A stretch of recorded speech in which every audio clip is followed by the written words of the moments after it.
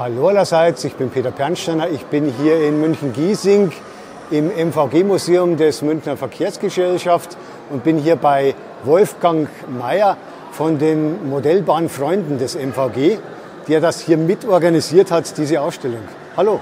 Hallo Peter, grüß dich. Schön, dass du den Weg hierher gefunden hast. Das ist hier die große Modulanlage der Modellbahnfreunde der MVG, Fachbereich U-Bahn, die an diesem Jahr auch ihr 15-jähriges Bestehen feiern. Unser Anlagendomizil ist in Fröttmanning, in der U-Bahn-Hauptwerkstätte. Da haben wir unsere Vereinsräume.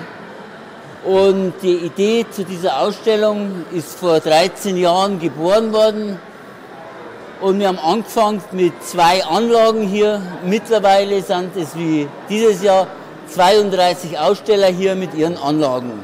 Das heißt also 32 Leute, die hier kommen, oder Vereine teilweise auch, die hier ihre Anlagen mitbringen.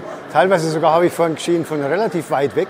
Ja, richtig, also weit weg. Wir haben einen Italiener da, der hat eine wunderschöne Lego-Eisenbahn da, die sehenswert ist. Es sind aus Landsberg welche da, aus Sachsen. Sie kommen alle aus Spaß an der Freude. Die Aussteller bekommen gar nichts für ihr Erscheinen hier. Das läuft alles sehr freundschaftlichen Rahmen ab. Wie gesagt, sie kriegen nichts und sie sind froh, auf dieser herrlichen Fläche auszubauen zu können. Ich habe auch gesehen, diese Räumlichkeiten hier mit den historischen Straßenbahnen. Vorne auch eine U-Bahn abgebildet als Original, als Profil. Und hier jetzt diese große Anlage, die hier eben vom Verein vorhanden ist. Das ist eine H0-Anlage, Zweileiter. H0 Zweileiter, richtig. Wir fahren nach dem DCC-System digital. Und wie gesagt...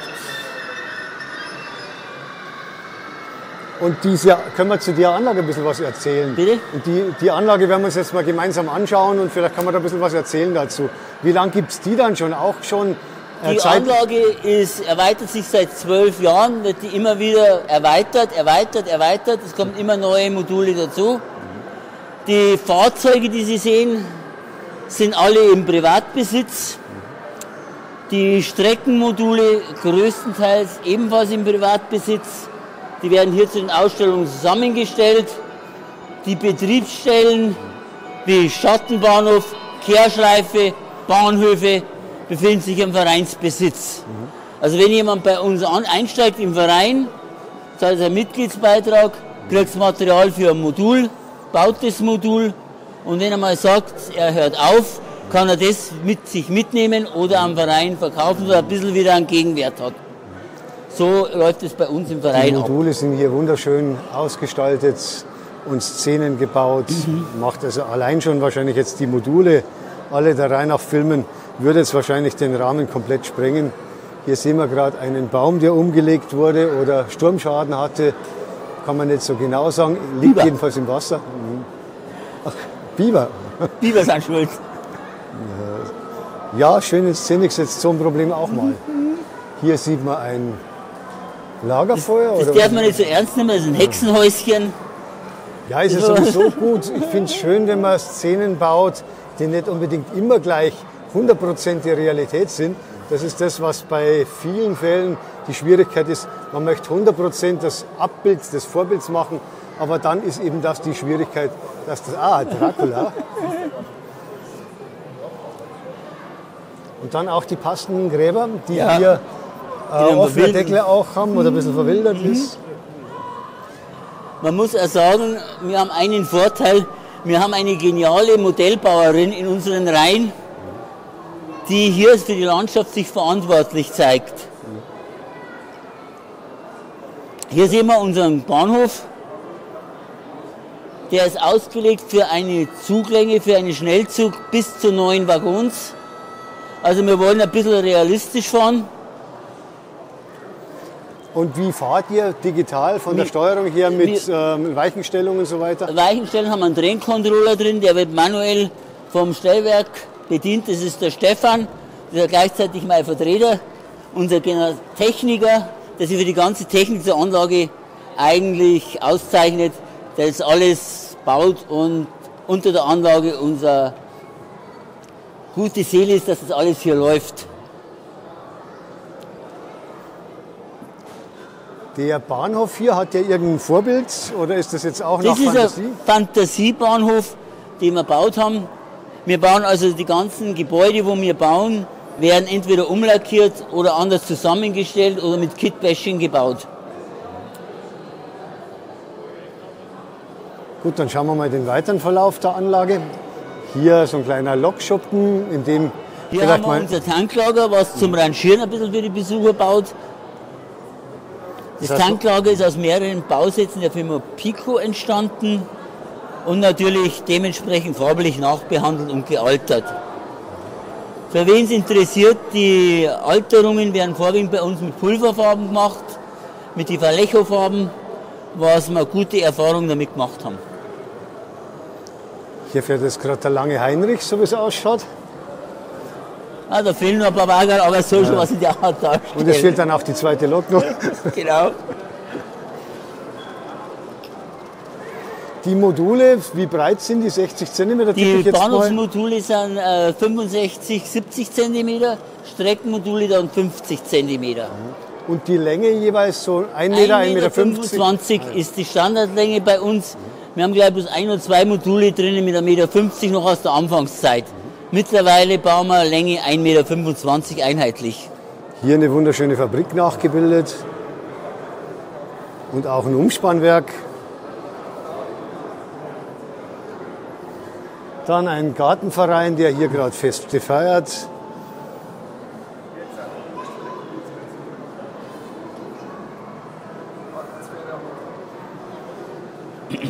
Die Klostermönche hier anscheinend gerade beim Gebet rund um das flüssige Gold.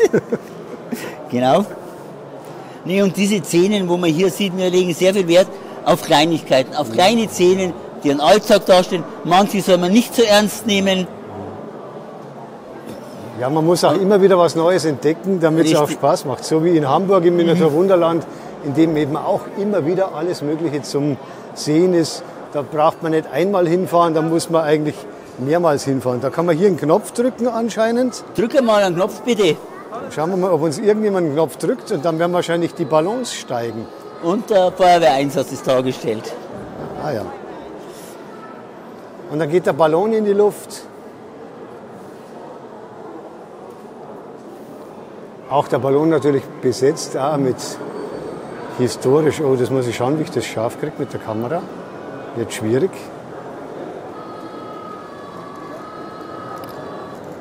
Und jetzt kommt hier mal wieder ein Zug, den können wir jetzt mal eine Zeit lang mitverfolgen.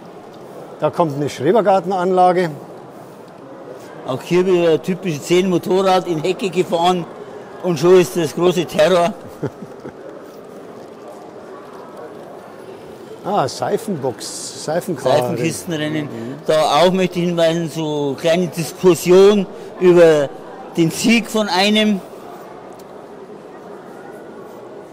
Da kommt wieder das Kind durch mit Pinguine, die einfach, wie ich sage, nicht alles so ernst sehen. Also man also versucht wirklich, so die ganze Anlage ein bisschen lustig zu machen. Wie gesagt, nicht alles ernst zu nehmen. Es macht einfach Spaß. Dann im weiteren Verlauf hier nochmal ein Gewächshaus.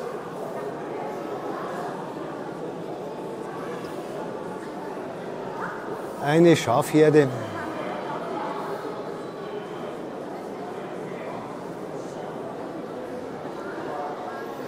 Ja, hier wird gerade ein Signal aufgestellt oder abgebaut, ich weiß es nicht. Abgebaut. Das ist natürlich eine ganz tolle Geschichte hier. Eine Fronleichnam-Prozession mit Blaskapelle, Schützenzug. Ja, darf natürlich in Bayern, in München nicht fehlen, bei einem Münchner Verein, der dann sowas tatsächlich auch in Szene setzt. Dann hier ein kleiner Fluss, bei dem Leute auch baden und ein bisschen Gaudi haben.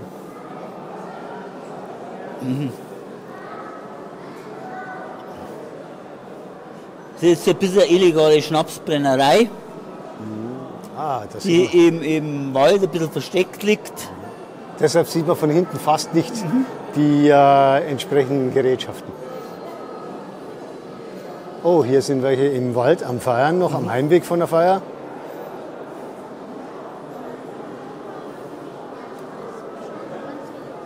Das Bahngebäude hier ist original nachgebaut von Bauplänen von einem Eisenbahnbuch. Das steht auf der Strecke Landsberg-Mühldorf. Steht das Originalgebäude. Das haben wir ein bisschen nachgebaut. Das habe ich recht gut gelungen. Und hier ein kleiner Dorffußballplatz. Falknerei haben wir da. Falknerei, das heißt eine Falkenvorführung. Da habe ich das jetzt auf den ersten Blick falsch gesehen.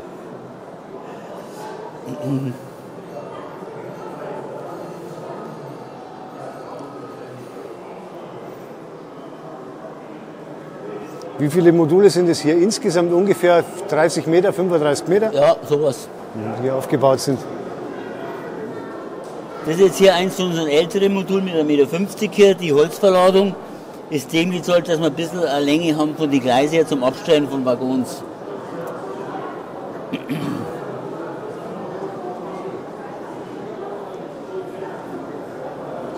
Und hier wird im Wald noch gearbeitet.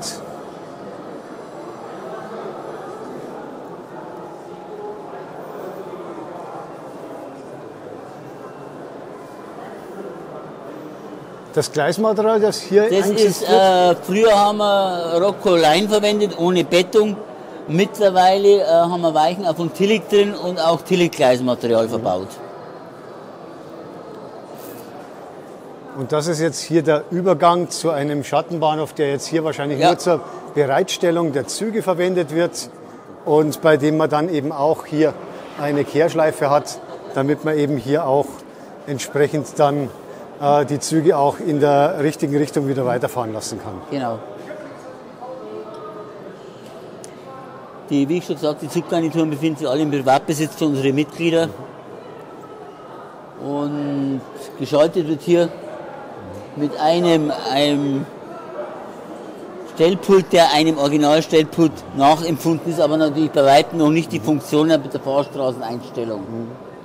Und es wird hier einfach auch ganz bewusst gemischt nach verschiedenen Epochen gefahren, weil man einfach auch ein bisschen Spaß haben will und sonst wäre es ja langweilig. Ich finde es immer lustig, wenn ich so Kommentare auf meinem YouTube-Kanal kriege, wo die Leute sagen, ja, das passt ja nicht von der Epoche her zusammen. Bei uns ist es halt so, dass, wie ich schon sagt, die Fahrzeuge unserer Mitgliedern gehören und wir haben Epoche 3 Fans dabei, die eben mit den Dampfzügen fahren und wir haben Mitglieder dabei, die in erster Linie Neuzeit fahren und dadurch erklären sich diese unterschiedlichen Epochenzüge auf dieser Anlage. Wir schauen aber in erster Linie, dass die Züge richtig sind, also in der epochengerecht zusammengestellt sind. Also der Zug selbst schon, aber in eben sich, ja. Es treffen sich auch tatsächlich halt mal ein moderner ICE und ein alter VT11 oder eine Dampflok, die man irgendwo fährt. Genau. Gut, dann bedanke ich mich hier für die Vorstellung Ihrer Vereinsanlage und bedanke mich bei Wolfgang Mayer hier für die ausführlichen Erklärungen zur ganzen Geschehnis hier und zu dieser Geschichte dieses Modellbahnfreunde MVG, dieses Vereins, der hier eben auch diese Ausstellung organisiert, heuer zum 12. Mal. Und es macht Spaß, auch sowas mal hier in größerem Rahmen zu sehen. Und mir hat es Spaß gemacht, das anzuschauen. Ich hoffe, Ihnen auch als Zuschauer. Und ich Vielen bedanke Dank, mich. Peter. Schön, dass du da warst. Hat uns riesig gefreut.